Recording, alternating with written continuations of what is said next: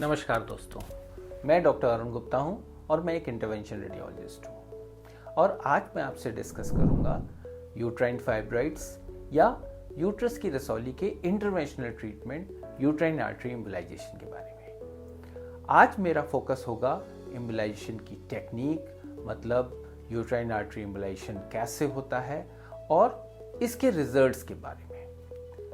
अपने last video में मैंने बताया था कि यूट्राइन फाइब्रॉइड्स क्या होते हैं, इसके क्या सिम्टम्स होते हैं और हमारे पास इनको ट्रीट करने के मेडिकल और सर्जिकल ट्रीटमेंट ऑप्शंस क्या हैं। अगर आपने इस वीडियो को नहीं देखा है तो मेरी राय है कि पहले इस वीडियो को प्रॉपरली देख लीजिए ताकि इस वीडियो के कंटेंट को आप प्रॉपरली समझ सकें। वीडियो का लिंक डिस्क्रिप्शन में दिया हुआ है। यूट्राइन आर्टरी एम्बोलाइजेशन या यूट्राइन फाइब्रॉइड्स एक मिनिमली इन्वेजिव इंटरवेंशनल टेक्निक है जिसमें नॉन सर्जिकली, मतलब बिना सर्जरी के एक 2 mm साइज के निक से, जो इतना छोटा होता है कि एक भी टाका या सूचर नहीं लगाना पड़ता, सो बॉडी पर कोई स्कार नहीं आता। ये प्रोसीजर इंटरवेंशनल रेडियोलॉजिस्ट करते हैं। सबसे पहले बात करते हैं कि क्या रैशनेल है यूट्राइन आर्टरी एम्बोलाइजेशन का, क्या लॉजिक है। एम्बोलाइजेशन का मतलब होता है किसी भी शरीर की ब्लड वेसल को किसी मटेरियल के द्वारा उसके ब्लड फ्लो को बंद करना या कम करना। यूट्राइन आर्टरी एम्बोलाइजेशन में भी यूट्रस की ब्लड सप्लाई में पहुंचकर फाइब्रॉइड्स की ब्लड सप्लाई को बंद कर दिया जाता है। ब्लड ना पहुंचने की वजह से फाइब्रॉइड्स डेड हो जाते हैं और फिर सॉफ्ट होकर आगे चलकर श्रिंक कर जाते हैं। अब बात करते हैं हम indications of fibroid artery embolisation की। सबसे कॉमन रीजन होता है हैवी मेंस्ट्रुअल ब्लीडिंग या मेनोरेजिया, या फिर बल्क सिम्टम्स जैसे कि pelvic pain, frequent urination, constipation या लेग पेन। एक बार मैं फिर से बताना चाहता हूं कि फाइब्रॉइड्स का ट्रीटमेंट तभी जरूरी होता है जब फाइब्रॉइड्स कोई सिम्टम्स प्रोड्यूस कर रहे हो। एसिम्प्टोमेटिक फाइब्रॉइड्स को ट्रीटमेंट की जरूरत नहीं होती है। सबसे पहले मैं मिलाना चाहता हूं आपको अपनी टीम से, जिसमें मैं, डॉक्टर अरुण गुप्ता, डॉक्टर अजीत यादव और डॉक्टर राघव सेठ हैं। हमारी टीम मिलकर ये प्रोसीजर परफॉर्म करती है। अब बात करते हैं इस प्रोसीजर के प्रिपरेशन की। प्रोसीजर के एक दिन पहले नाइट से कोई फूड या ड्रिंक अलाउड नहीं होता। अगर आप किसी अन्य मेडिकल प्रॉब्लम से मेडिसिन लेते हैं जैसे ब्लड प्रेशर या ब्लड शुगर, तो मॉर्निंग में सिप्स ऑफ वाटर से ये दवाएं ले सकते हैं। पेशेंट को खाली पेट रखने की पर्पज ये होता है कि जरूरत पड़ने पे हम आपको सेडेटिव्स या माइल्ड एनेस्थीसिया दे सकें।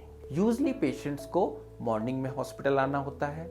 एडमिशन के बाद आईवी एक्सेस के लिए आईवी कैनुला लगाया जाता है, जो basically injections, antibiotics, anti inflammatory medications दी जा सके।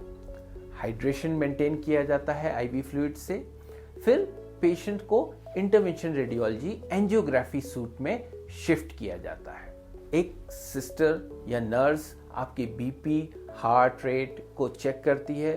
फिर आपसे कंसेंट फॉर्म हमारे डॉक्टर या नर्स साइन कराते हैं और उस वक्त भी आपके मन में कोई लास्ट क्वेरीज हो प्रोसीजर के बारे में तो आप क्लियर कर सकते हैं। ये पिक्चर है इंटरवेंशन रेडियोलॉजी स्वीट की, और पेशेंट इसी की टेबल पर लेटता है और उसका प्रोसीजर किया जाता है।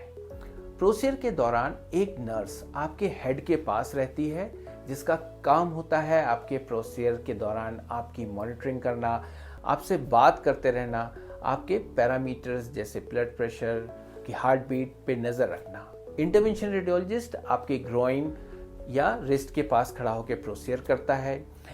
प्रोसीजर स्टार्ट होता है एक लोकल एनेस्थीसिया की नीडल से। सबसे पहले लेफ्ट साइड की यूट्राइन आर्टरी की एंजियोग्राफी की जाती है, और इस इमेज में आप देख सकते हैं कि ये लेफ्ट साइड की यूट्रस की एंजियोग्राफी है, और ये जो एरो आप देख रहे हैं ये फाइब्रॉइड की ब्लड सप्लाई है। फिर उसके बाद एक बहुत फाइन कैथेटर, जिसको माइक्रो कैथेटर कहते हैं, जिसका साइज 1 mm से भी कम होता है, इसको फाइब्रॉइड्स की ब्लड सप्लाई तक पहुंचा दिया जाता है। इसके बाद फाइब्रॉइड्स की ब्लड सप्लाई को कुछ पार्टिकल्स, जिनको पीवीए पार्टिकल्स कहते हैं, जो बहुत छोटे साइज के होते हैं, इंजेक्ट किया जाता है और इस इमेज में आप देख सकते हैं कि किस तरीके से फाइब्रॉइड की ब्लड सप्लाई धीरे धीरे कम हो रही है और इसकी फाइब्रॉइड की ब्लड सप्लाई को पूरी तरह बंद किया जाता है। सिमिलर प्रोसीजर अब राइट साइड की तरफ किया जाता है और आप देख सकते हैं ये राइट साइड की एंजियोग्राफी है और इसको सेलेक्टिवली कैनुलेट करके उसके अंदर जाके उसको पीवीए पार्टिकल से बंद किया जाता है। मुझे उम्मीद है आपको समझ में आ गया होगा कि यूट्राइन आर्टरी एम्बोलाइजेशन कैसे होता है। प्रोसीजर के दौरान पेशेंट को थोड़ा सेडेट किया जाता है ताकि पेशेंट कंफर्टेबल रहे। जब एंजियोग्राफी होती है तब पेशेंट को कुछ भी फील नहीं होता। प्रोसीजर के एंड तक आते आते लोअर एब्डोमेन में थोड़ा डिस्कम्फर्ट फील हो सकता है, जिसको हम मेडिकेशंस या पेन पंप के द्वारा कंट्रोल करते हैं। प्रोसीजर के 2 से 3 घंटे तक पेशेंट को कंप्लीट बेड रेस्ट करना होता है। प्रोसीजर के कुछ घंटे बाद पेशेंट को पानी ऑफर किया जाता है, फिर उसके बाद खाने को दिया जाता है। ओवरनाइट पेन को पेन पंप से कंट्रोल किया जाता है। पेन का रीजन होता है फाइब्रॉइड्स का डेड होना।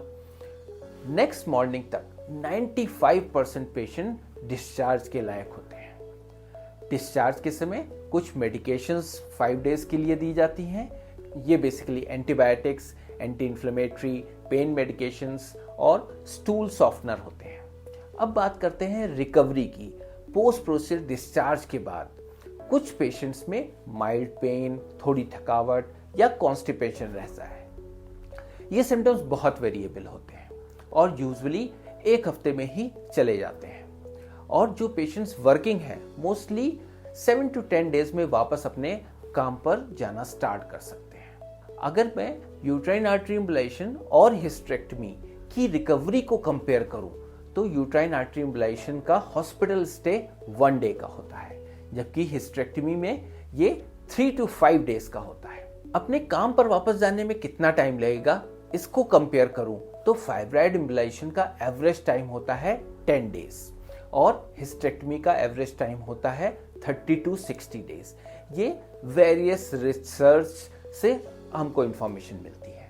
अगर रेयर कॉम्प्लिकेशंस की बात करें जिनके चांसेस 1% से भी कम हैं, तो रेयरली कुछ केसेस में फाइब्रॉइड के गलने की वजह से या कोई मेजर इन्फेक्शन, इसके चांसेस बहुत रेयर हैं। अब आते हैं रिजल्ट्स पे।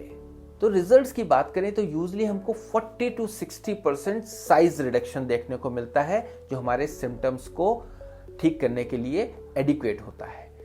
सिम्टम में कंट्रोल हमको 85 to 90% पेशेंट्स में मिलता है। तो हम ये कंक्लूजन निकाल सकते हैं कि यूट्राइन आर्टरी एम्बोलाइजेशन एक सेफ और इफेक्टिव प्रोसीजर है। अगर आप यूट्राइन आर्टरी एम्बोलाइजेशन के बारे में कुछ और जानकारी चाहते हैं तो कमेंट सेक्शन में लिखिए या फिर मेरी वेबसाइट पर विजिट करें। जाने से पहले मैं आपसे एक क्वेश्चन पूछूंगा। Which of the following option is true about uterine artery embolization? Number 1 option is uterine artery embolization is performed by gynecologist. Number 2, size of incision for uterine artery embolization is 3 inches. Number 3, embolic material used for uterine artery embolization is PVA particles. And number 4, it is effective in only 20% of the patients. बहुत ही आसान question है, आप आसानी से इसका answer दे सकते हैं। आप इसके आंसर को कमेंट सेक्शन में लिखें। जिसका भी आंसर करेक्ट होगा मैं उसको लाइक कर दूंगा जिससे सबको पता लग सके, और इसके आंसर मेरे इंस्टाग्राम पे भी अवेलेबल होगा। सो होपफुली आपको यूट्राइन आर्टरी एम्बोलाइजेशन के बारे में सारी इंफॉर्मेशन मिल गई होगी। अगर आप कुछ और जानकारी चाहते हैं तो मेरे साथ जुड़े रहिए। धन्यवाद।